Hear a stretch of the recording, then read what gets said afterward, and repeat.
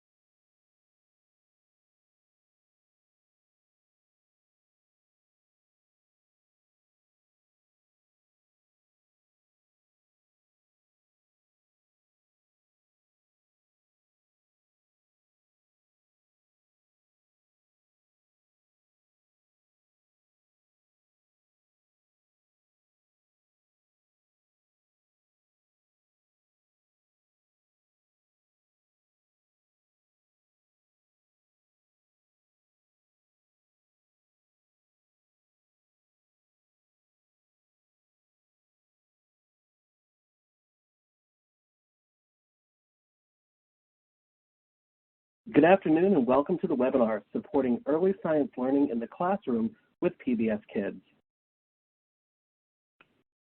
I'm Tony Durborough, Director of Professional Learning and Engagement with NAEYC. I'd like to welcome you to this webinar on Supporting Early Science Learning in the Classroom with PBS Kids. NAEYC is excited to host this webinar in partnership with PBS as part of the collaborative Ready to Learn initiative. Before we get started, here are a few housekeeping details. We want to be sure to hear from you. If you have questions you'd like to ask, please type them in the question box on the lower left side of your screen. We will have time at the end of the presentation to answer your questions. Some people using the telephone line today may experience a slight delay. You will have the best experience using the sound on your computer. We want to remind you that we do not offer continuing education credits or certificates of completion for our webinars. And finally, the webinar today is being recorded and we'll notify you by email when it's ready to view. Our goals today are for you to learn about the exciting new PBS Kids shows and science resources, gain practical knowledge about selecting and using quality media, and understand ways you can partner with your local PBS stations to support early learning through media. During today's webinar, we'll share an overview of the Ready to Learn initiative and the PBS Kids Science Framework. Then we'll hear about the new Ruff Ruffman show and explore family and community engagement resources. And then finally, we'll close out the webinar with a Q&A session where you can ask the presenters questions that you have. Joining us on today's webinar are Pam Johnson, Executive Director of Ready to Learn at the Corporation for Public Broadcasting, Ann Lund, Ready to Learn Curriculum Director at PBS Kids, Jessica Andrews, Project Director at WGBH, Erin Morris, Senior Manager of Community Engagement at PBS Kids, and Cynthia Putnam, Ready to Learn Project Manager at WCTE Cookeville, Tennessee, and Putnam County Schools. Thank you again for joining us this afternoon. Let's get started. Pam, over to you. Hi, good afternoon, everyone, and many thanks for joining us today for this exciting webinar. I'm Pam Johnson with the Corporation for Public Broadcasting, and it is indeed a privilege for our PBS Kids and CPB Ready to Learn team and initiative to be partnering with NAEYC and its members on such important early learning work. It's also an honor to be partnering with the award-winning children's media producers at WGBH who have created and recently launched the Ruff Ruffman show, as well as our many local public media stations who are well represented today by our outstanding colleagues from WCT Cookeville and Tennessee. So as this slide explains, our federal Ready to Learn grant to CPB and PBS from the U.S. Department of Education, and it's made possible thanks to appropriated funds from the United States Congress. This grant spans a period of 5 years, from 2015 to 2020. And our mission is to promote school readiness using public media's high-quality children's content as a catalyst for advancing early learning in new ways. And while for sure the PBS content has tremendous national reach into nearly all American households, this initiative places very strong emphasis on using our innovative education and engagement methods to double down on serving children from low-income backgrounds. And the work we do in Ready to Learn definitely builds upon past practices and significant research findings from prior grants. And for example, we're really fortunate, Ready to Learn is extremely fortunate to be working with leading educational media researchers from EDC and SRI and Rockman et al. And UCLA Crest and West Ed, who have helped us look at the efficacy of our literacy, math, and now science content. And so this strong evidence base that we have tells us that Ready to Learn content and its engagement models are having a very positive impact on children's learning in different areas. And additionally, these studies that we've been doing in recent years have also found significant growth in parent and educator knowledge and capacity. And so this has been very important to the use of the media and the integration of media use in everyday routines with children, whether that's at home or whether that's in the classroom.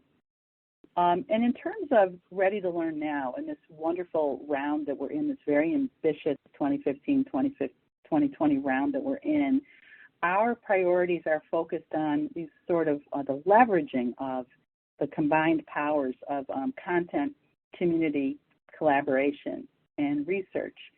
And as we've learned in recent years, we know that we can have a greater impact on children's learning when we combine our assets in a way that maximizes learning opportunities for children.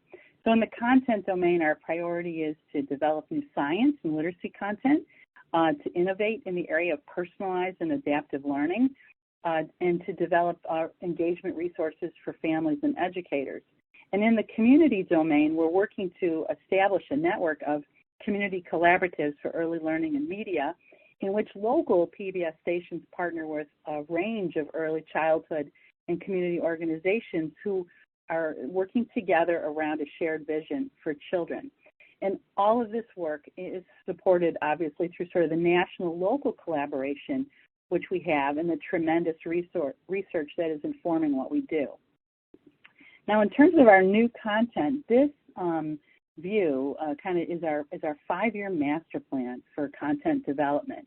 And as you can see, each of these children's series is kind of creating a multi-platform collection of material. So we're talking about TV episodes, short-form videos, online and mobile games, apps, special personalized and adaptive features, as well as a wealth of hands-on learning resources. And as you take a closer look at this example here, it also shows the robust sort of set of new science and literacy content that soon is going to make its way to homes and early childhood settings and classrooms and many other community settings too, like libraries or science centers or housing authorities. So you will see that today, obviously, we are excited and thrilled to be showcasing the Ruff Ruffman show, which has recently launched and is for children ages 4 to 8, and you're going to hear more from Jessica in a few minutes. You see the Cat in the Hat coming to children ages 3 to 5 in March of 2018. Ready, Jet, Go is coming to children ages 4 to 8 in April 2019. And new literacy property will be coming in winter, spring of 2019 for children ages 4 to 8. And a new preschool science property coming in winter and spring of 2020 for children ages 3 to 5. So again, a wealth of resources available for children. And we're very excited to have the honor of building this with some of the best children's media producers in the world. In terms of content and resources, this illustration helps give you a sense of the wide range of resources that we are creating for educators and family engagement specialists who work both in school and out of school settings. And we're going to hear shortly from Erin Morris, who will tell us more about our family-centered resources that we see here, including the Family Creative Learning Program. We're going to have Cindy Putnam talk with us about her really inspiring use of other engagement resources like the Ruff Ruffman Sensational Science Camp. And we'll also be hearing a bit about the many professional development resources for educators that have been built by partners at Boston University, at GBH, at NAEYC, and by our friends at PBS LearningMedia. So a range of resources for teachers. And the bottom line goal here is that we want to support and deepen, the effective use and impact of media with children. And we just want to encourage all parents and adults working with kids to have the support in terms of connecting and extending the media content to children's everyday life so that we can, support their learning. So that's kind of a big overview of Ready to Learn, and it is now my pleasure to segue to my colleague, Ann Lund. Thank you, Pam. So one of the foundations of our Ready to Learn work for this grant and for past grants are our learning frameworks. And to support program and content development for this particular round, we've developed a new science learning framework that I'm going to tell you a little bit about. So this framework and all of our frameworks really are used as a resource by our content producers and the PBS CPB Ready to Learn team to help ensure that everything we create is unified around practices, skills, and concepts that are aligned with research-based standards and curricula. Working with a team of advisors composed of experts in science, early education, and universal design for learning, we developed this framework to outline the big ideas and learning progressions for children in our PBS Kids target age group of 2 to 8 years. The science learning framework is aligned with a number of national and state standards for preschool and early elementary education, including the Next Generation Science Standards and the Head Start Early Learning Outcomes Framework. We also take into account recommendations from leaders in early childhood science education, like the National Science Teachers Association and your organization as well, NAEYC. The key components of the science framework include age-appropriate practices, skills, and concepts across 3 age bands, ages 2 to 3, pre-K to K, and grades 1 and 2. It focuses particularly on the science and engineering practices which support inquiry and engineering design, and the disciplinary core ideas in life science, earth and space science, physical science, and engineering and technology. The framework also highlights cross-cutting concepts in science that have cross-curricular applications such as patterns, structure and function, and cause and effect. In addition, it highlights the connections between science and other academic areas such as literacy and math, and provides specific examples of applications for universal design for learning in science content. Several graphics are included in the framework to illustrate the connectedness of the science practices and to help visualize the dynamic nature of the science inquiry process and the engineering design process. You'll also notice that the content we share with you today will include examples of characters using and producing informational text. We've also updated our literacy ELA learning framework and did so with a particular lens on informational text comprehension and writing. We did this because informational text is a particularly useful tool and resource when engaged in science and engineering, and is a natural fit to incorporate an authentic context in our science content. I'm going to hand things over now to Jessica Andrews, the project director for the Ruff Ruffman Show. She played an important role in translating the science curriculum based on the science learning framework for seamless integration of the concepts into videos, games, and offline content. Great, thank you, Anne. Okay, hi everyone. I am really excited to give you an introduction to the Ruff Ruffman Show today.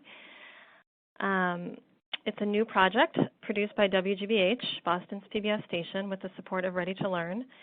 The Ruff Ruffman Show is really a robust collection of educational materials intended to support science learning among children ages 4 through 8.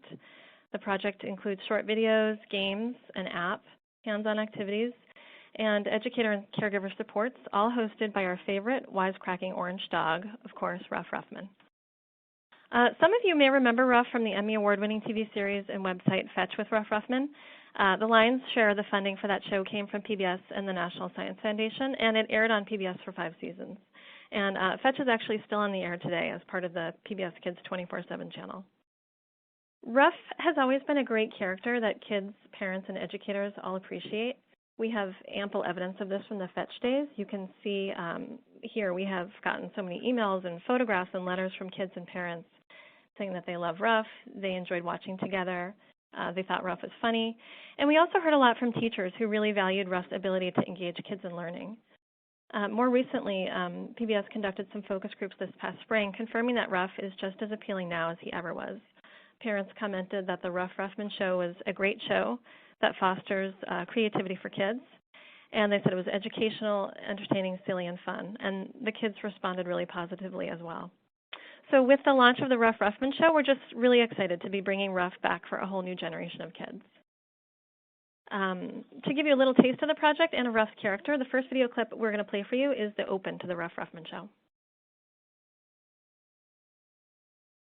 If you're looking for a show with a little less cat, where a dog is the host, where the action is at, then check out the Ruff Ruffman Show. We're doing science. The Ruff Ruffman Show. We got the skills. The Ruff Ruffman Show. Or, you know, kinda. The Ruff Ruffman Show. The Ruff Ruffman Show. With Blossom and Chet.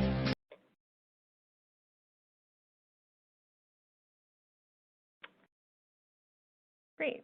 Let me see. I'll advance to the next slide.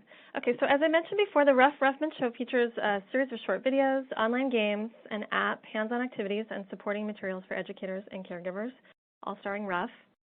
The project has been designed so that all these materials work together to create a playful learning experience for kids, whether they're exploring at home, on their own, maybe with their parents, or in a classroom or after-school program or camp. The curriculum for the project focuses on physical science with a concentration on matter and its interactions, forces in motion, and stability. We use the PBS Kids framework, the PBS Kids science framework that Anne walked you through earlier as our guide in developing the curriculum. And we also look for opportunities to work in literacy, particularly around informational text. So you might see Ruff looking up a definition for a word he doesn't understand or following along with a recipe. We were definitely more focused on science, but as Anne mentioned, science can be a good context for practicing literacy skills, so we did look for places to highlight these skills when possible.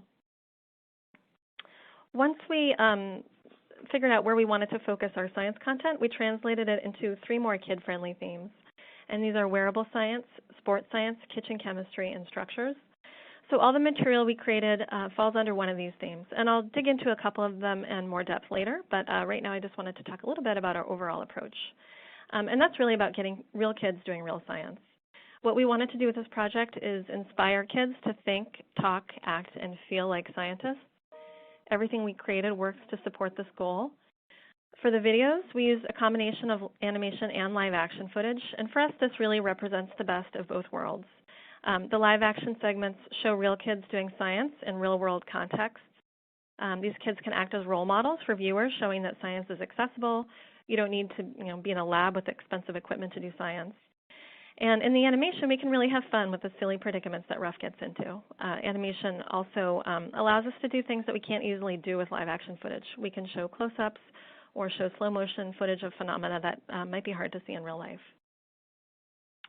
Each video is based on one central question or problem that can only be solved by exploring science. Sometimes these questions come from kids who ask Ruff things like, is it possible to make a chair out of newspaper? If you look closely at that picture on the left, you can get a hint that yes, it is possible. And sometimes the questions in the videos come from Ruff and the jams he gets himself into. So in this video, the question Ruff is investigating is, how do you untoast toast? And I won't spoil it for you, but he has a little less success answering this question. In each of the videos, Ruff and the real kids model the practices we want children in the audience to embrace as they approach doing science. And these practices include making observations, planning investigations, recording and analyzing data, and testing and refining ideas. That's true not just for the videos, but for the hands-on activities and the online games we've developed. We really wanted to give kids opportunities to play with science concepts and try out science practices for themselves. So in these pictures, you can see, for example, an activity where kids are observing and comparing how objects slide across different surfaces. You can see kids using an app that asks them to investigate their environment. And you can see a screenshot of a game where kids play with blocks and ramps to see if they can help a hamster find his way through an obstacle course to get a carrot. So again, it's really about providing kids with opportunities to explore science in a playful way. Now that I've talked about our overall approach, I was going to walk you through one of our themed collections so you can see how all the resources we've created work together. The first one I wanted to talk about is Wearable Science. In our Wearable Science collection, we have videos, games, and hands-on activities that focus on properties of materials. Again, that's part of our physical science curriculum. And kids learn things like a material is what something is made out of, you can observe and describe different kinds of materials, and you can classify materials by their properties. To go with our Wearable Science theme, we created 4 short animations and 1 music video that kind of recaps the learning from the other 4 videos. They're pretty short. They're between 2 and 8 minutes long each. That's because we know children like to consume media this way, and also because it allows us to address just 1 or 2 simple science or engineering concepts and practices in each video. They can stand alone, but they can also be watched together. So there is a storyline that threads through them, and the storyline in our Wearable Science collection has to do with Ruff's adventures in pet sitting. In the first video in this collection, Ruff has just started a pet sitting business for small pets, and his first customer, to his surprise, turns out to be a rhino. Luckily, it turns out to be a sweet-tempered rhino named Fluff.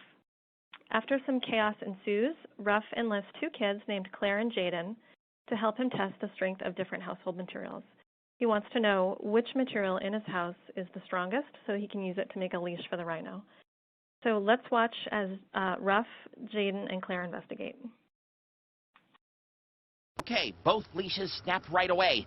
Clearly, it isn't just length that's important, but strength if you want a good material for rhino leashes.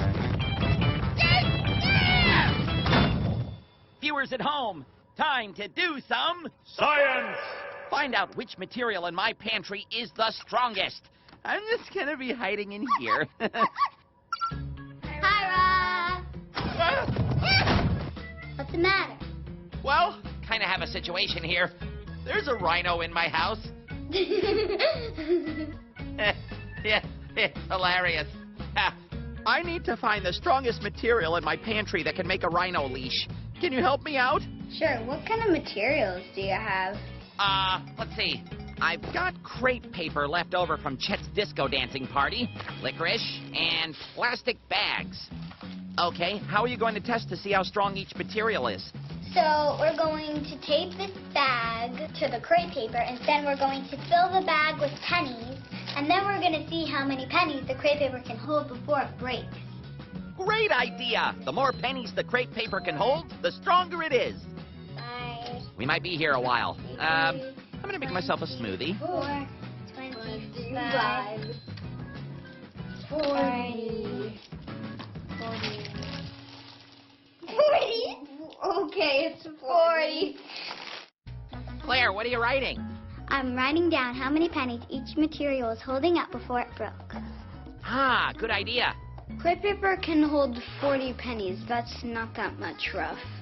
I got licorice. I don't know how strong it's going to be, but it tastes good.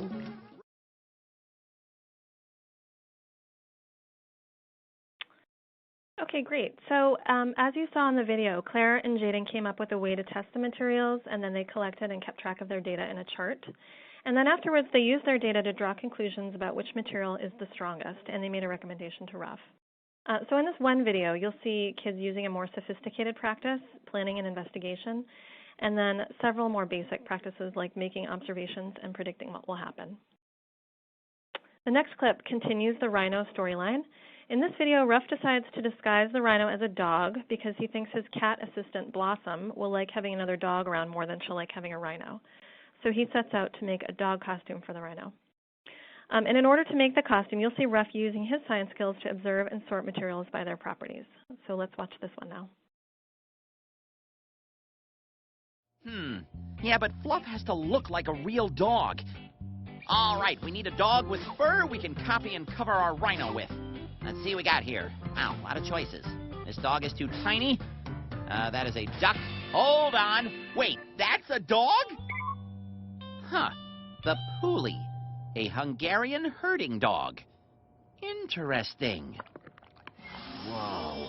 All that long, thick, messy fur could cover the whole rhino. Chet, we have found our dog. All right. Let's see what we're dealing with here. So, viewers, we've determined that a Puli's fur is long, thick, and messy. In other words, its main quality is shagginess. So Chet and I are going to sort our pile into two new piles. A pile of shaggy things and a pile of not shaggy things. Ready? Here we go. The strands on the rug are long, thick, and messy. It's shaggy. Multicolored pom-poms. Long, check. Thick, check. Messy, check. Shaggy. A sandwich from last April. Oh, I was wondering where that sandwich went. Not shaggy. My Golden Blobby Award. Not shaggy. This could take a... Great. So to build on the storyline and the science introduced in the videos you just saw, our digital team created an online game called Dress That Rhino and an app called Photo Stuff with Ruff that offer kids opportunities to continue exploring materials science. In the Dress That Rhino game, kids create outfits for Ruff, but first they have to find the right material. That means that kids make predictions about which materials might work best in different situations, test and evaluate, keep track of their data in a chart, and reflect on results, all key science inquiry skills. In our app, Photo Stuff with Ruff, kids are presented with images from Ruff's world and then asked to fill in the holes in these scenes by taking photos of materials around them. In these images, you can see the scene that a kid started with on the left, and on the right, you can see how the child filled in the scene with photos they took of something soft for Ruff's shirt and something stretchy for the trampoline. When we tested the app, we were really happy to see kids scouring their spaces, crawling under tables, tapping, touching, and prodding all different kinds of materials to make sure they were selecting just the right one for the job. We were really happy that we were successful in our goal of using a digital tool to really inspire some hands-on exploration. So continuing on our tour of the Wearable Science collection, we also created hands-on activities. This one's called Showtime. In this activity, kids explore everyday materials and use them to dress up in orange, which we thought would be a good stand-in for Ruff. And they, as a part of that activity, they draw some predictions, they dress Ruff up, they test their creations, and then they improve them. And finally, we have a Wearable Science Educator guide that offers suggestions for how to use all the materials I just showed you with kids. The guide provides background information on the science content, vocabulary words, discussion prompts, and suggestions for how to present the videos, games, and apps to kids. And these materials also include student handouts and letters for kids to bring home to their parents, explaining what they've been doing and providing ideas for parents to extend the learning at home with their kids. So that wraps up the tour of the Wearable Science collection. I think I have a little more time, so I'm going to walk you quickly through our Sports Science collection. And this addresses another physical science topic, forces in motion. We wanted to present forces in motion in a sports context because we thought it would really build on the natural enthusiasm that kids already have for sports and games. And we could introduce the science in a context that's familiar to kids.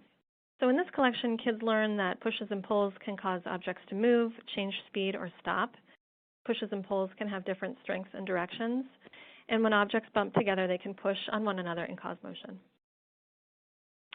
As with the Wearable Science collection, all 5 of the videos in our Sports Science collection relate to the same storyline. In this case, Ruff is trying to get a birthday present to his grandma, a Ruff Ruffman plushie. And in this video clip that you're about to see, Ruff's birthday present for his grandma has gotten stuck in the middle of the penguin enclosure at the zoo. It's kind of a long story. But we're always thinking about how to maximize the humor and fun in order to engage kids in science learning, and we thought it would be fun to show Ruff sliding a herring across the ice to illustrate how objects can push on each other and cause changes in motion. So let's take a look. I love you, Grandma. Okay, viewers, here's the deal. It's my grandma's birthday today, and that Action to the Maction plushie is supposed to be her birthday present. Can you get out of the way, please? Thank you. How did the plushie get in the middle of a penguin enclosure at the zoo?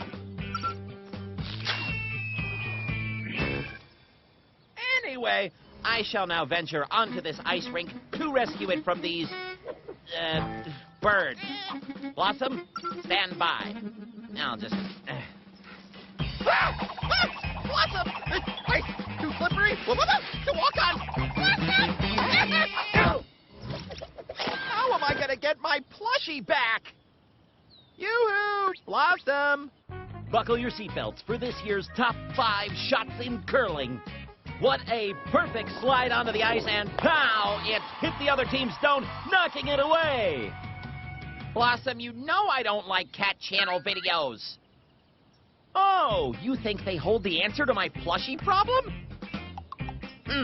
You're saying that instead of moving an object on your own, you can use a second object to push the first object out of the way, so I can stay on the edge of the rink and knock the plushie to the other side with another object.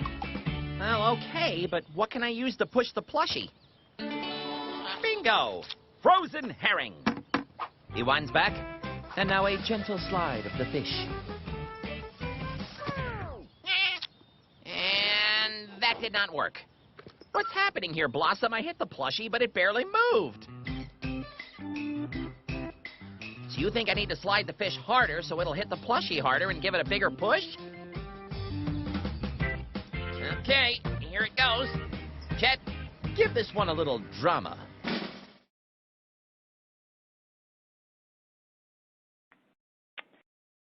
Great. So in the next clip I'll show you from our sports science collection, the plushie has once again slipped out of Ruff's reach, and he has to win a carnival game run by his teenage braces-wearing nephew Glenn to get it back. To win the game, Ruff needs to knock down a pyramid of bottles using either a pom-pom, bouncy ball, or a softball, and he only gets one chance. This segment again illustrates how we chose to focus on fewer science concepts and more depth, that objects can push and pull on each other when they touch and collide, and that these pushes and pulls can have different strengths. And I also wanted to mention that this clip exemplifies our approach to illustrating science practices. Whenever possible, we don't just model the characters using practices like making predictions and setting up investigations, but we highlight their use by defining them in context. So you'll see in the following clip that Ruff's nephew Glenn not only uses the word prediction, but also explains why testing a prediction is important, and the kids in the live action piece of it explain why a fair test is important. So let's watch this. Pom-pom, bouncy ball, and softball. Okay. What is it? Choose carefully, Uncle Ruff. You only get one try, so pick the most effective ball. You must make a prediction. A prediction? Based on what you already know, what do you think will happen? Well, let's see. Okay. I know that the lighter the ball, the easier it'll be to throw. And I'm pretty sure that the lightest ball is the pom-pom of disaster. Yes, I therefore predict that the pom-pom will be the best for knocking down the bottles. Interesting. You make a prediction, but you don't test the prediction. I'm intrigued by your scientific process. Well, I mean, I'm still, No. Please proceed with your one untested pom-pom.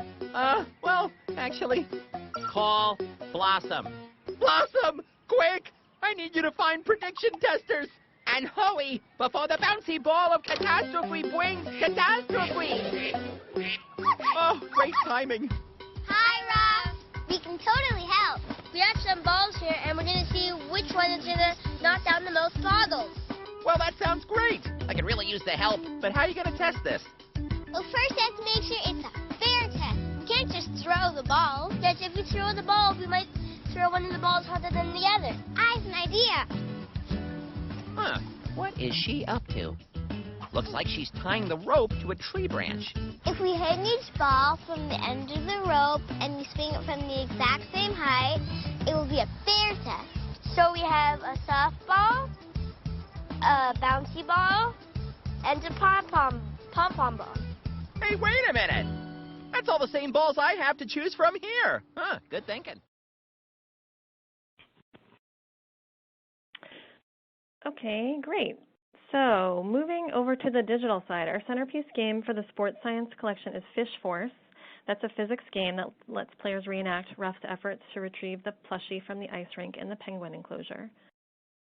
In this game, kids play with different pushes and pulls and observe their effects on the movement of objects. Kids are first presented with a pretty easy level without a lot of obstacles, and the game automatically adjusts to where the child is at to create a personalized next level for each player. And what I really like about this game is that in addition to playing different levels, you can also create your own level, deciding where to place items and obstacles. So it's pretty fun and kid-directed. Rounding out our sports science collection are the hands-on activities like this bottle cap hockey game in which kids play hockey on different surfaces to compare how objects slide. And then as with the Wearable Science collection, we also have a teacher guide to support the sports science materials. It offers tips on using the resources in a classroom setting, and it includes the same parent letter and worksheets for kids. So now that you've seen the materials, we hope that you guys are interested in trying them out with your kids and students. You can find all the videos, games, and hands-on activities for kids on pbskids.org. We put together a mobile-friendly website that really tries to maximize repeat play and multiple experiences of the content. This is what it looks like when you click on the website. And you can see along the side icons that correspond to our 4 themes. And of course, Ruff is at the top there encouraging players to log on to earn fun rewards. That's how you can earn images to fill the blank spots that you're looking at now. And I just wanted to mention as well that the entire suite of materials is available on PBS LearningMedia. That's where you'll also find the accompanying teacher guides, student worksheets, and parent letters I mentioned, and some additional parent materials as well. So the Ruff Ruffman show just launched, as Pam said, within the last few weeks, and we encourage you to check out the materials and let us know what you think. So with that, I'm going to hand you off to Erin Morris from PBS and Cindy Putnam from WCTE in Cookeville, Tennessee. They're going to tell you more about the family and community engagement resources we're developing.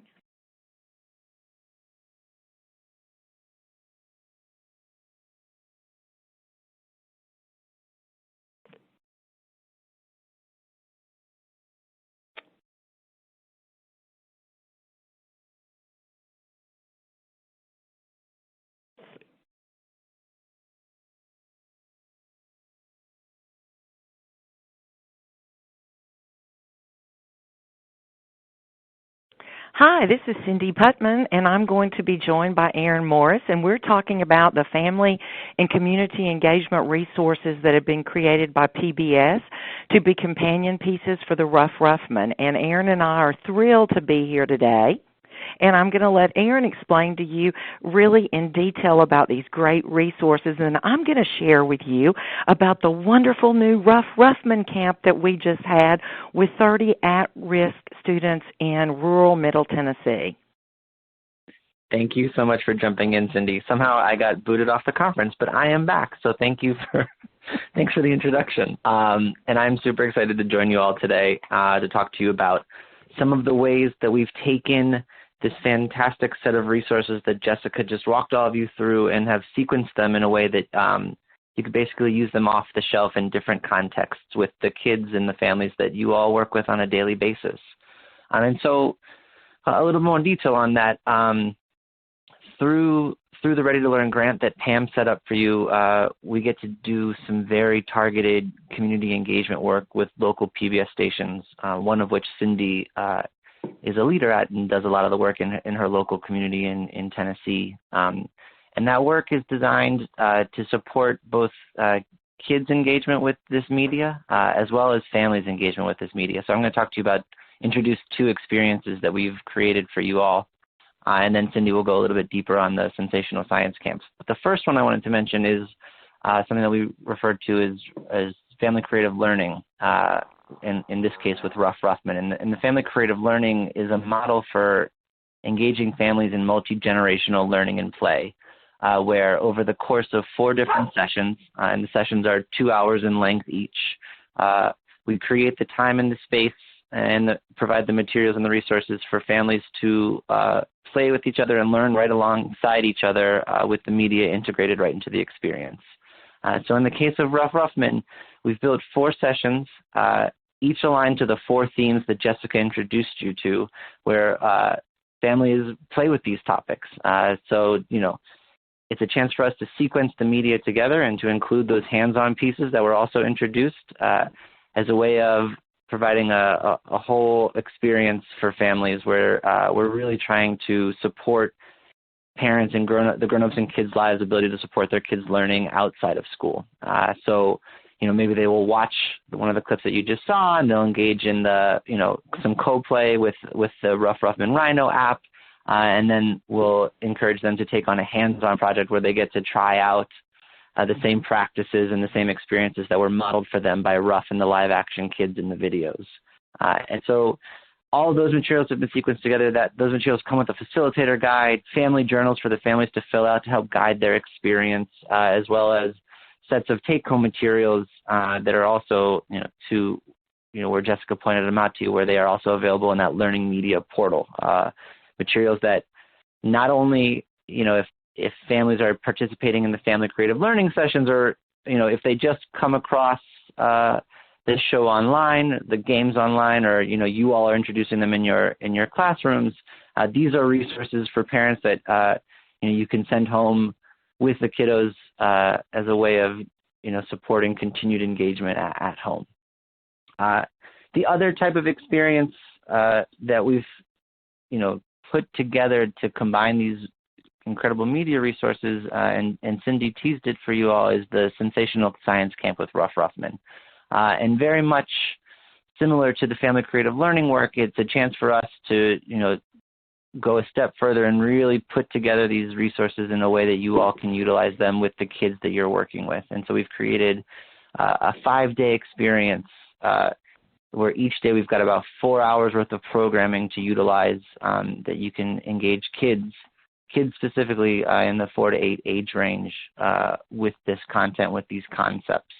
The thing that I'll add, and Cindy can speak further to it, is that we've tried to design these experiences, both the family creative learning and the camps, to be as modular and flexible as possible, knowing that the scenarios in which these experiences might be implemented are very diverse. You're working with diverse kids in diverse settings, and so we've designed them in such a way that you can pick and pull the pieces that are going to resonate the most with you all in your community. So with that, I will turn it over to Cindy so she can speak specifically to her experiences with her community. Cindy?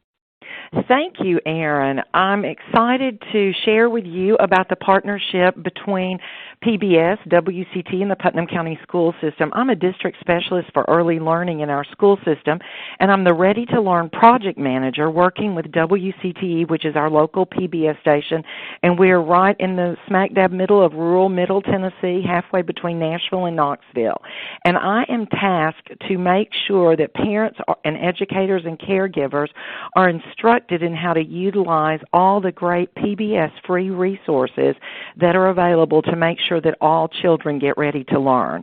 And we really, in our school district, wanted to close the generational poverty and chronic school underachievement gap and the achievement gap for all of our students, and really help people understand the importance of parents being a child's first teacher.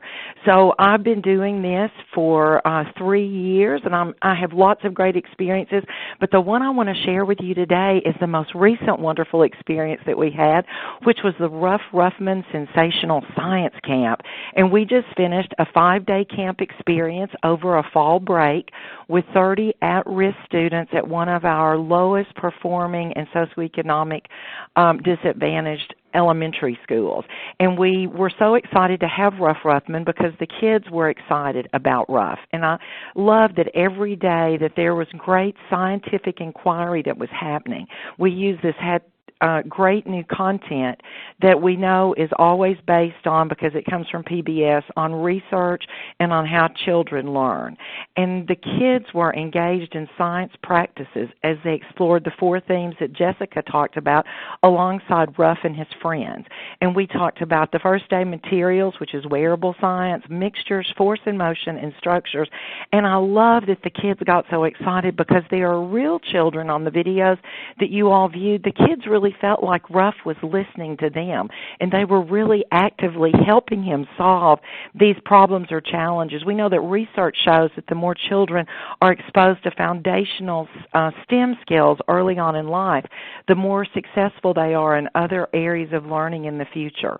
And kids learn best through hands-on activities, and that really models for students the scientific method and provides them with rich vocabulary that aligns with each day's activities. So every day We had new vocabulary that we introduced. PBS provided these great curiosity journals that the kids were able to write in and gather their data in to make predictions, to do problem solving, to do list of materials, anything that would help them really put on their scientific thinking cap. Every day when we did the activities, we watched the videos and the games that were beautifully aligned, and then we went to the computer lab and did the online aspect of this and played the games.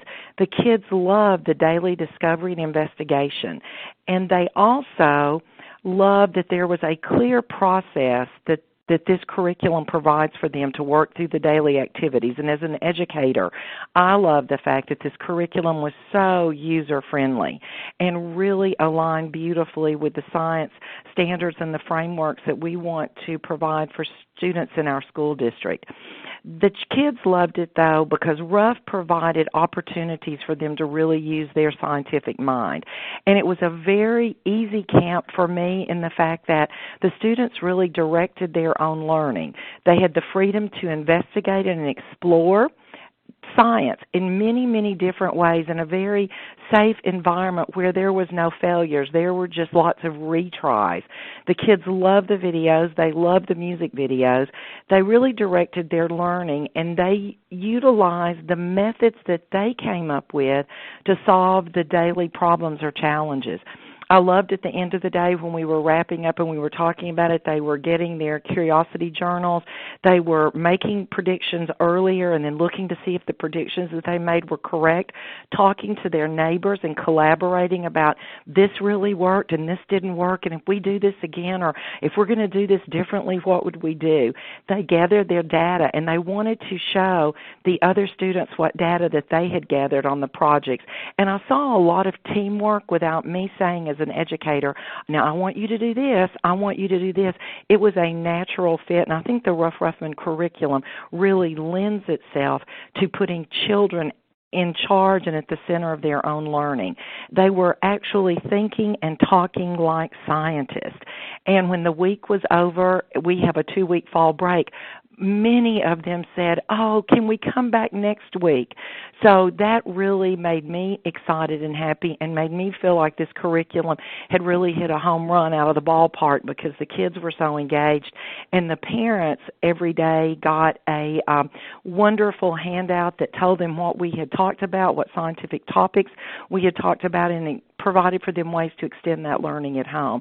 And you know, with at-risk parents, when you encourage them and put something in their hand for them to do, and then their children have already experienced it, it really causes conversation to happen in the homes.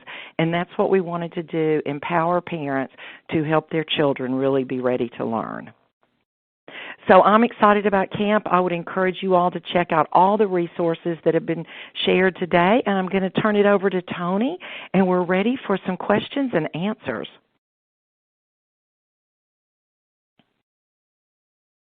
Thank you, Cynthia, and all of today's presenters for sharing this great information about the new Ruff Ruffman resources and the family learning workshops. It's really exciting, and we're really glad to partner with you to share and get this information out there. It's now time for the Q&A portion of our webinar. We've got a few minutes left before we sign off, and we'd like to give you a chance to submit questions and hear directly from our presenters today. A few questions have already been coming in, so we're going to start with those. But again, please feel free to submit your questions. It's in the that box in the lower left side of your screen.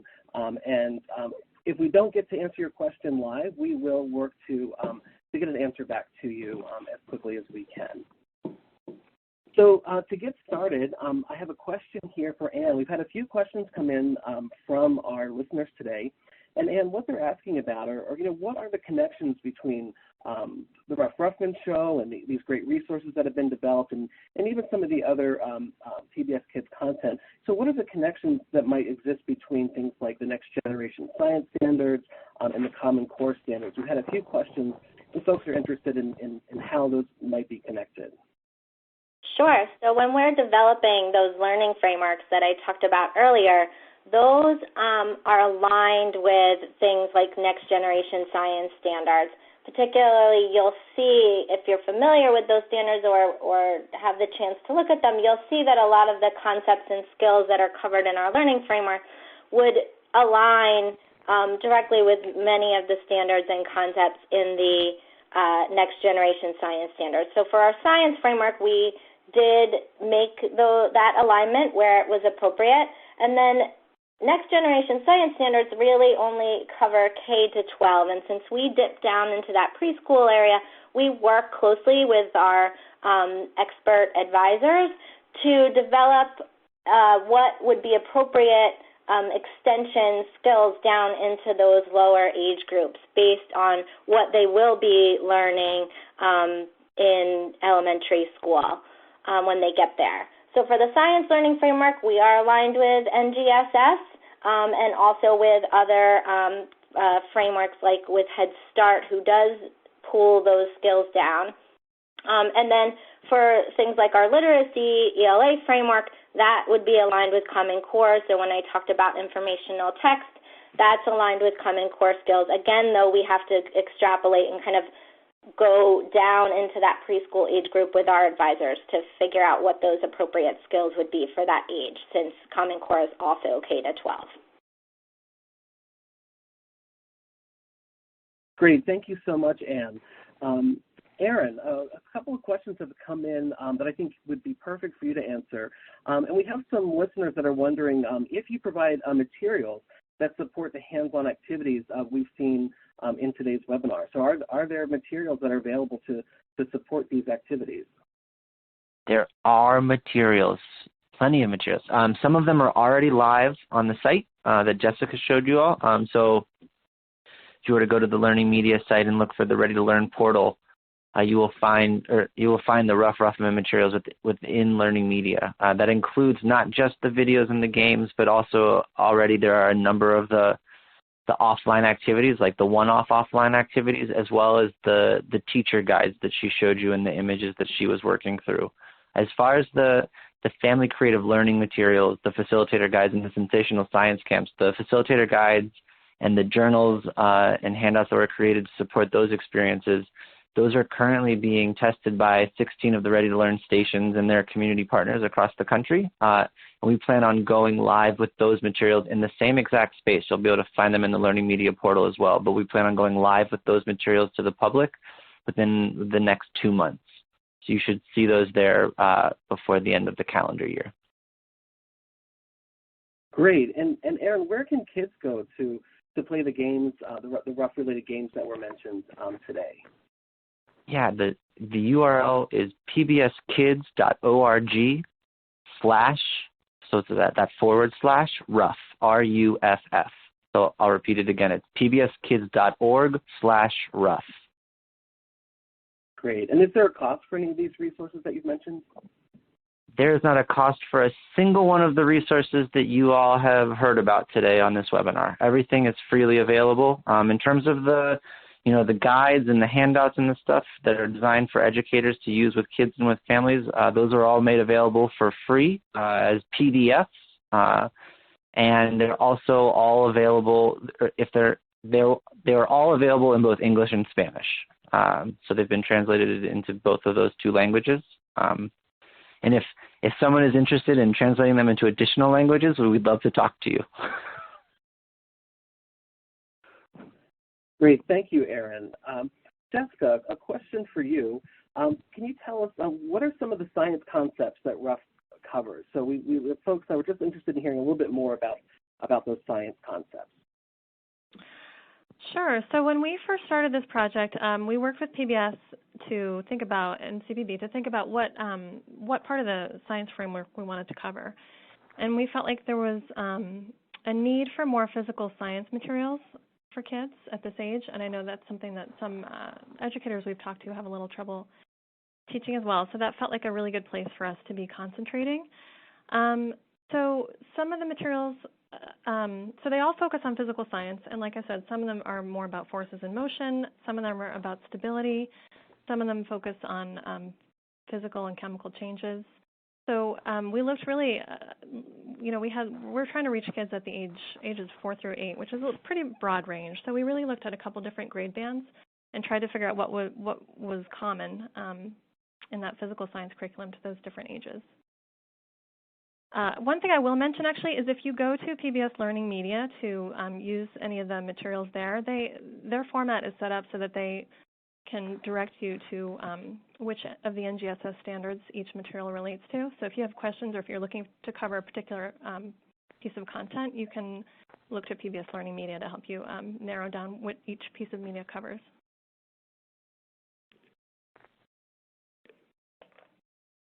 Great, Jessica, thank you so much. We've also had a question to just go back and recap the timeline that was shared at the beginning of the webinar about the upcoming new properties from PBS Kids. So we're going to jump back to that slide, and Pam's going to share the information with us again. Yeah, so to recap on that front, so the Cat in the Hat is going to be coming out publicly this spring, March 2018. So there'll be new episodes of Cat, totally tied to this learning framework for young children who are ready to learn, and the science inquiry skills that Anne has been talking about earlier today, and Jessica too. Ready, Jet, Go, and its new installment of resources will be coming out this April 2019. The new literacy property, which will be kind of a first ever for PBS Kids and Ready to Learn, totally focused on nonfiction and informational text, and that's going to be very exciting. That will be coming as a new property in sort of the winter-spring period of 2019. Oh, I'm sorry, Ready, Jet, Go, I've made a mistake. Ready, Jet, Go is coming in April 2018. Sorry, friends and colleagues. So this spring is all about Cat in the Hat in March and Ready, Jet, Go in April. And then our new informational text literacy property is coming in winter, spring of 2019. And then the new preschool science property will be coming in winter, spring period of 2020. So these resources will be rolling out over the next couple of years. Great. We've got time for two more short questions. One, this would be for Aaron or Cynthia. We have a question about, are there guides and materials available to host the parent workshops that you talked about? Yes, and when I mentioned materials that we were testing out right now with the stations, those are the materials that we're testing out right now, and the ones that Cindy mentioned utilizing. Cindy represents one of the 16 stations that is testing out this work for us right now. And those materials we want to learn from the expertise from Cindy and the others that are doing similar work to her at those 16 locations before we push them live to the website. But those materials do have guides. Those guides are designed for educators like yourselves. And I wanted to go back really quickly while I've got the mic, Tony, to give you all that URL for the educator resources very specifically. So I gave you the specific URL for the kid resources, and I mentioned LearningMedia. But just so you know exactly where to go, if you went to pbslearningmedia.org/Ruffs, it would send you to the portal for where this stuff is all going to be. So I'll say that again, PBS LearningMedia, all one word, .org/Ruff, and that would point you to the portal where a number of resources are already hosted for educators, and the guides and the other supporting materials for the family work will also be by the end of the calendar year. And I also wanted to say, don't forget to check out the Games app, because the kids really loved that. That's the companion for Ruff Ruffman. Great, Aaron and Cynthia, thank you so much. And just so our listeners know, we went ahead and put the URLs on your screen, so go ahead and jot those down so you have those as a reference and bookmark those as your favorites in your browser. And I think we have time for one last question. And Jessica, this question is for you. Can you tell us, will the resources be available in Spanish? We have a number of listeners today who serve Spanish-speaking children and families. So will there be Spanish language resources related to this? Sure. So the Handson Activities are available in English and Spanish. You can find those at the PBS Kids site and at the LearningMedia site. The videos have an audio track that's only in English. However, we have captioned them in Spanish and English, so that's really the best way to watch the videos in Spanish. It's not ideal because we know a lot of our 4-year-olds aren't reading yet, but for kids at the older end of the age spectrum and for parents they can watch in Spanish via the captions. Great, Jessica. Do you mind if I jump in really quick on that, Tony? Go ahead. We've got 30 seconds left. It's all yours, Aaron. If you want to access those videos with the Spanish closed captions, they're available on the PBS Kids YouTube channel.